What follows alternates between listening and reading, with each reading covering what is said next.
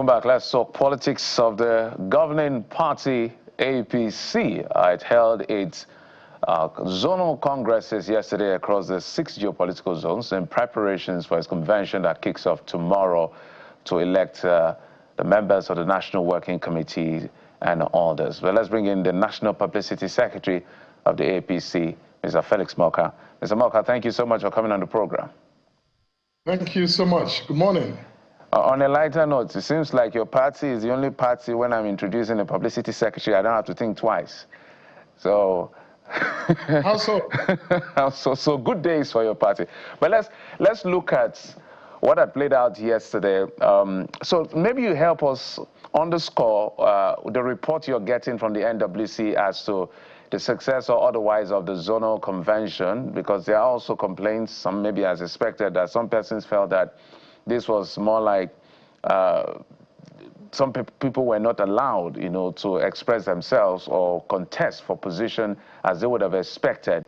I think there was even an interview here on our platform where I think a gentleman from the South zone wanted to maybe run for one of the offices, but he made some complaints about not being allowed as much as he should have been allowed. But maybe help us talk to us about, was there already an agreement as to having persons who will run the affairs of the party at the zonal level? So this zonal congresses was more like an endorsement, or there was a proper election?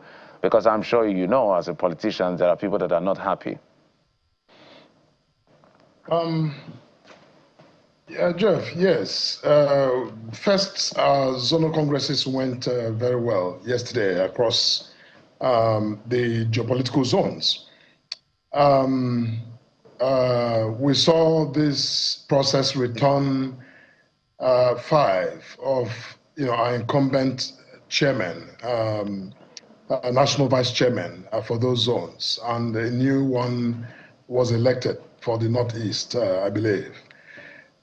In the lead up to this, with the sale of forms, with all of the expressions of interest, we published that call for expression of interest with the guidelines that were supposed to govern this process. So particular offices were zoned to particular regions and particular states in some cases. And in a political party like ours, the party is entitled to make zoning because sometimes we want to achieve some objective that is critical to the success of the party. For instance, the issue of spread. We want to make sure that all of the offices are not concentrated in particular states or in particular zones. So these rules are important, and members who aspire to these offices are required to observe these rules and to follow the rules. Now, I'll give you an example. In the case of one particular aspirant who is an old member of the party, a very well-known member of the party, he was interested in the position of National Secretary. But the National Secretary position was already zoned to the Southwest and to Osun State in particular. But this gentleman is from Delta State, from the South-South.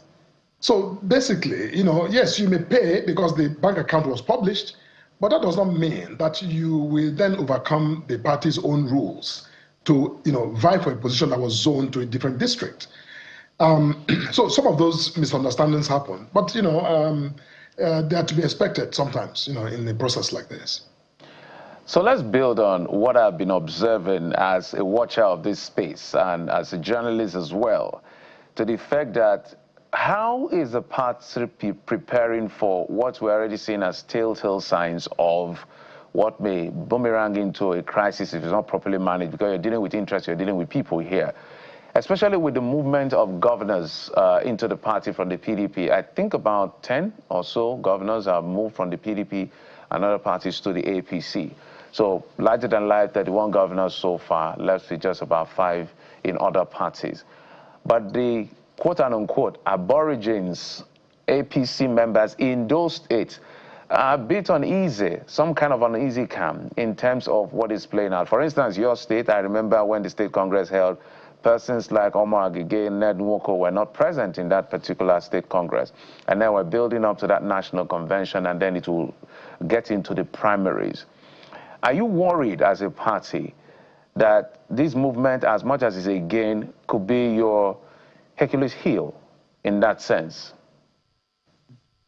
Jeff, anywhere 2, 3, 10 people are gathered, you have possibility of, dissent.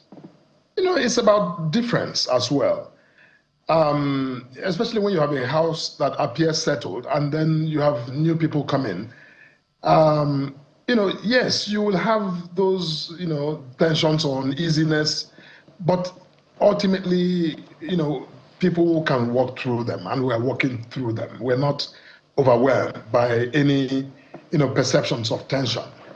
Because, look, when it's about adjustment, those who were there before, who are receiving, those who are coming, are required to adjust a little. Those who are coming in are also required to adjust a little. Jeff, I can't sit there and tell you, oh, it's all, beautiful and perfect. Nothing is ever perfect. Even in the PDP, where people have not been migrating or have not migrated from other parties into that party, they're having, enormous challenges. The ADC is having its own problems, even when, you see, look, it's political. Even in civil organizations, in, businesses, you find all of those, happen. So we will walk through them. What matters here is that we have the capacity, we have the will to, resolve these issues, to mediate them when we see them, and to resolve them. And it's an unfinished business, but we're doing quite well, as I'm sure you know. Okay, well, they always say that the coming days will tell, right? And I know that because the APC is in power, it's easy, at least on the surface, to get people in line naturally.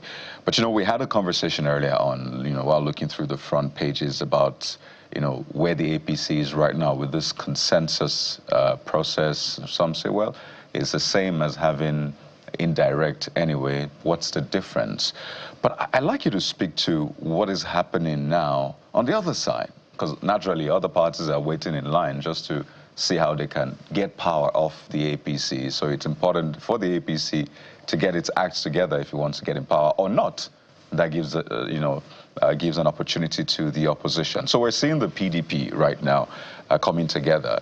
And it looks like a man that is meant to lead the campaign of Mr. President is now having a conversation with those who want to make sure that the president does not get re-election. I'm talking about the FCT minister and this reconciliation move with Oyo State governor and the rest.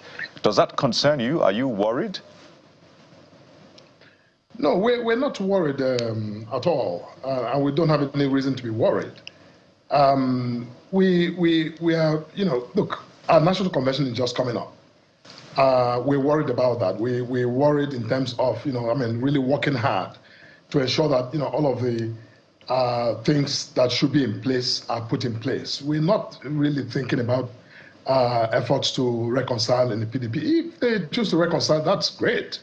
We're not concerned about that. And as I've always said, our concern is the election. We prepare. We're concerned about preparing for the election. Everyone in the party is concerned at all levels. I just returned from Asaba, where I attended the meeting of the Renewed Hope ambassadors, speaking and addressing them. That's what we're doing, preparing all of our systems for what is to come. So look, whatever goes on in the opposition, yes, we know they're there, but we're not losing sleep. Instead, we may lose sleep trying to figure out the best ways to prepare, but not about what they are doing. They are the ones who are obsessing about us. Which is why I always tell them, look, if you want to obsess about us, obsess, because the more you obsess about what the APC is doing or not doing, the less you have time to prepare yourself for the election that is coming. So are you saying, Mr. Moka, do what they want. Right, are you saying, Mr. Moka, that you will not miss the firepower that the FCT minister brings on board? The FCT minister, as of today, is not a member of the APC. He said he would lead the campaign for the president, for his re-election. Look, if he said so, that's wonderful. He's a citizen. And he has every right under the Constitution to vote as he chooses or to canvass for votes for whoever he chooses. That is wonderful. But, like I said, what the minister does, he does. He's a citizen and a free agent who is entitled to his own views and his own actions. And I think that Nigerians should just respect that. Well, speaking of what he does, some would say he does it quite well for the APC. Just before the ship sails fully on the controversy around the outcome of the contest for the South-South offices, you know, coming off on the heels of Dagogo Fubara's complaint, are you saying that the man has lost 5.1 million naira because of the principle of the party not to zone the office of the national vice chairman to his zone? And does that also apply to the 60 other aspirants who paid 5.1 million? By my calculation, that's about 300 million naira into the APC's coffers. Well, I am not able to readily verify the numbers of those who paid money, as I'm not in the financial department of the party. But, you know, however, you know, we're a political party, and we are a party that listens to our members, to their views.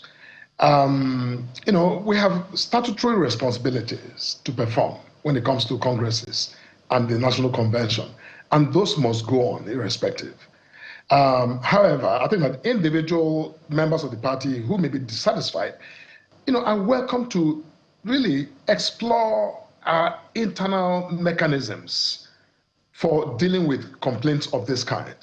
You know, maybe because I'm a lawyer, but, you know, when people complain without first resorting to the primary method for dispute resolution, I often don't, you know, think they're doing the best they can do for themselves. You know, because we have a system that, look, you paid money, it turns out maybe you paid, you know, inadvertently, without really paying attention to the zoning rules, for example. You know, all you need to do is say, look, well, I didn't realize that. You make a request. So say, look, you know, is there a way this money can be refunded? You know, monies have been refunded in the history of our party to those who were caught in this sort of circumstances. So, you know, that is possible. But when you simply, you know, just, you know, take matters into your own hands, you ignore the, you know, procedures of the party, and you go out to, you know, seek remedy elsewhere, that is also, you know, you're also free to do that. But my point is that, to answer your question, anyone who comes forward to the party to say, look, you know what, you know, please, is there a possibility for this money to be refunded? That is a conversation that I'm quite certain the party, you know, may be willing to have. Well, we're hoping that it's not just a possibility, but that their monies will be refunded if the principle of the party does not favor them as far as contest is concerned. Speaking of what favors this time around now Nigerians on a general note, the war in Iran is driving crude oil prices rather high, and there are expectations that the federal government would provide some form of intervention, but we're not seeing anything as far as that is concerned.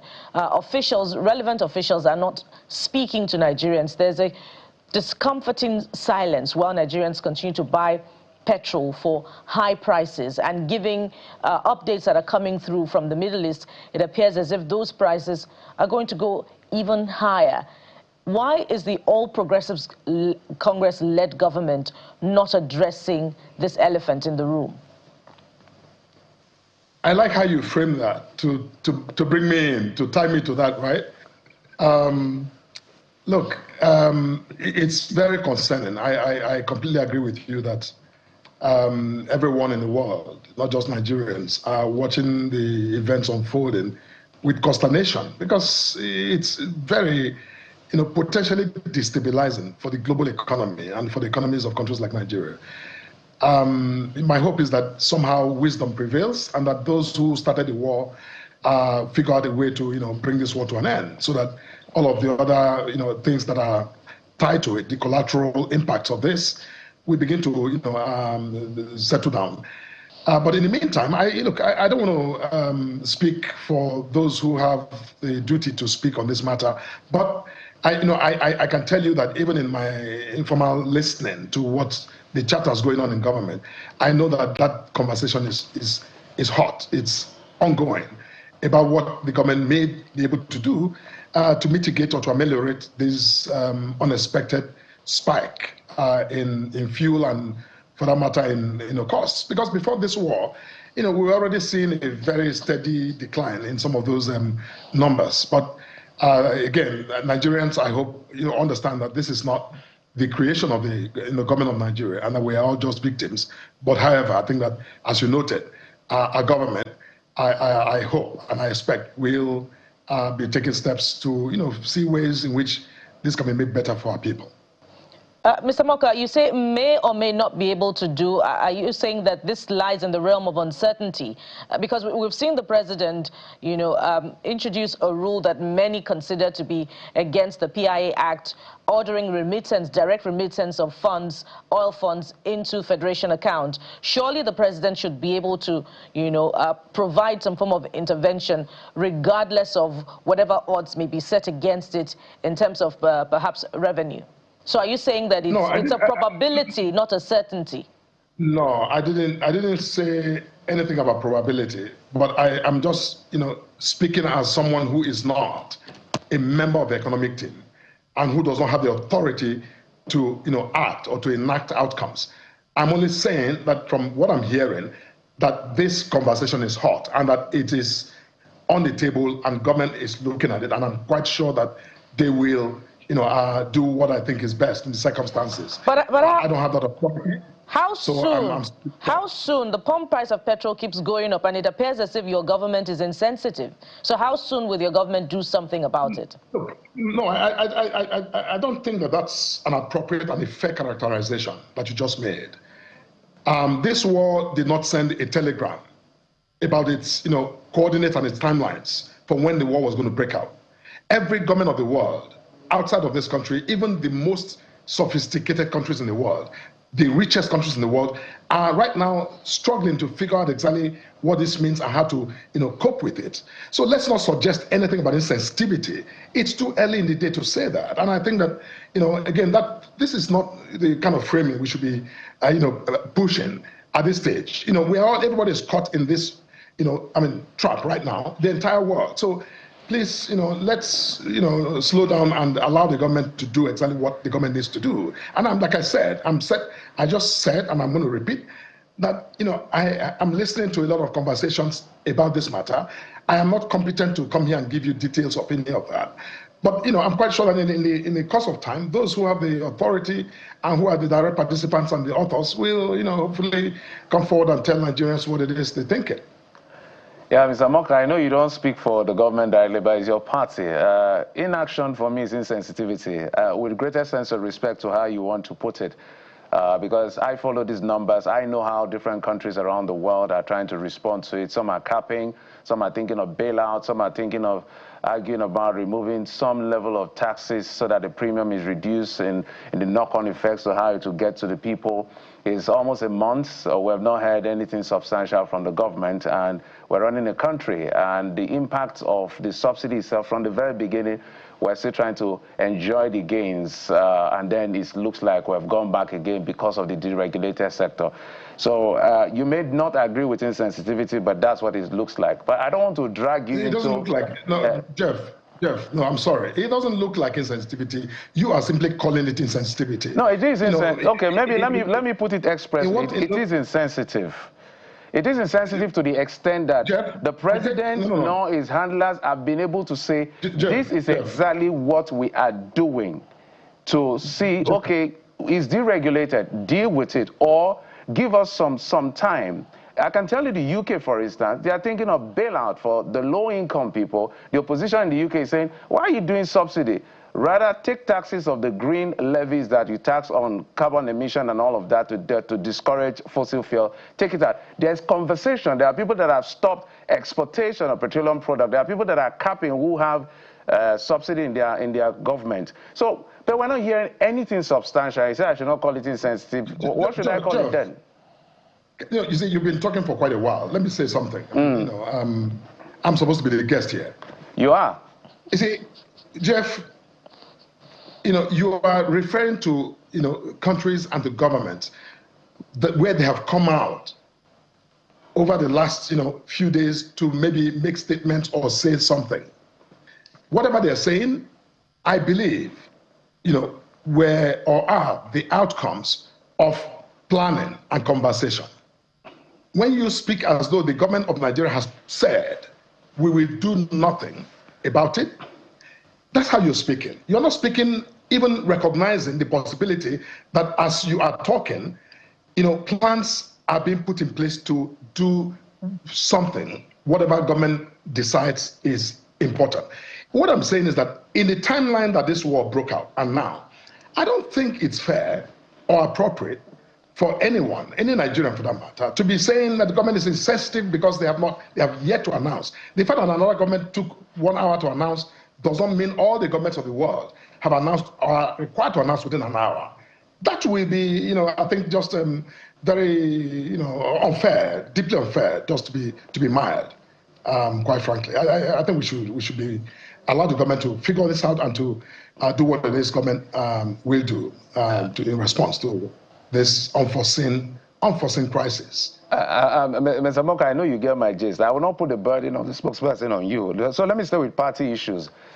Because I speak strongly about this because I follow what's going on around the world and I see actions being taken. Jeff, I follow too. Many Nigerians follow. So we all follow. So, I don't know where you get your own information from. Well, I'm a journalist, so I get my information from where I should get my information, Mr. Moka. Let's come to your party issue. Very well. Let's talk about your party. Very well. Let's do some, if you don't mind, because I know that the APC is doing some good calculations.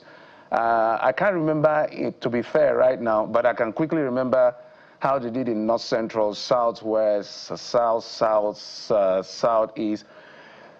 Because of what has been playing out in terms of perhaps implicit agitation, efforts of government or lack of effort of government, where is the APC looking at as some of its strongholds and where is it concerned about maybe the kind of votes it will get, if you get my drift? I was having a little glitch in my connectivity, so please. Yes, if you don't mind. Please. Okay, I was trying to say that I cannot remember the data precisely. I would have quoted the data, how the APC did in the zones, but I know that they didn't do well in Southeast. They tried their best in South, was in one state. Presidential election now, and then the Southwest, and then we can go to North Central, and then the pockets, the peak. So from what has happened so far with this movement of governors, members of the National Assembly, the effort of government, the people that hate this government, the people that like this government, where is the APC most concerned about in terms of where it's worried it may not get as much votes as possible and where it thinks this is, we're going to close this ground and it's home run for us? Well, we are hoping that we will, wherever we won the election in 2023, we are hoping that we're going to repeat the victory recorded in those districts.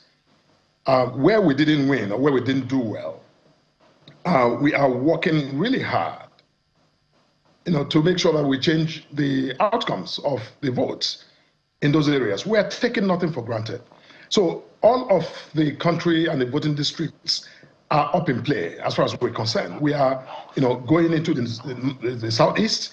As you can see, we're making, quite some inroads and some progress in the Southeast.